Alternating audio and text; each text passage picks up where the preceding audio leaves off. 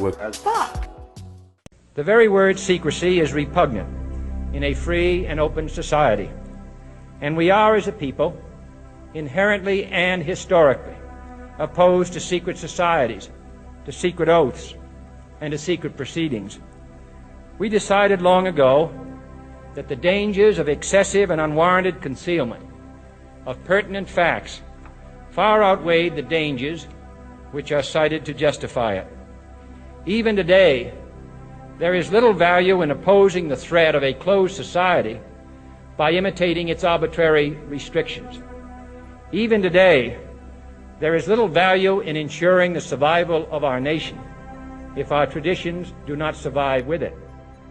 And there is very grave danger that an announced need for increased security will be seized upon by those anxious to expand its meaning to the very limits of official censorship and concealment. That I do not intend to permit to the extent that it's in my control. And no official of my administration, whether his rank is high or low, civilian or military, should interpret my words here tonight as an excuse to censor the news, to stifle dissent, to cover up our mistakes, or to withhold from the press and the public the facts they deserve to know. For we are opposed around the world by a monolithic and ruthless conspiracy that relies primarily on covert means for expanding its sphere of influence, on subversion instead of elections, on intimidation instead of free choice, on guerrillas by night instead of armies by day.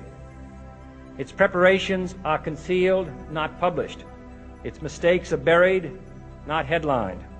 Its dissenters are silenced, not praised.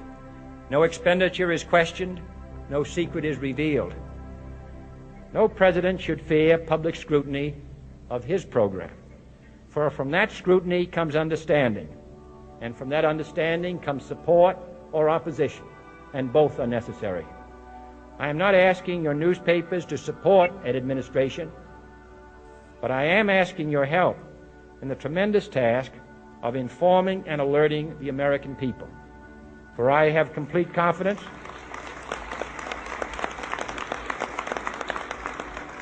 in the response and dedication of our citizens whenever they are fully informed. For as a wise man once said, an error doesn't become a mistake until you refuse to correct it. Without debate, without criticism, no administration and no country can succeed, and no republic can survive.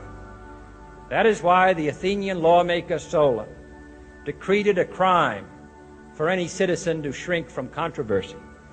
And that is why our press was protected by the First Amendment, the only business in America specifically protected by the Constitution, not primarily to amuse and entertain, not to emphasize the trivial and the sentimental, not to simply give the public what it wants, but to inform, to arouse, to reflect, to state our dangers and our opportunities, to indicate our crises and our choices, to lead, mold, educate, and sometimes even anger public opinion.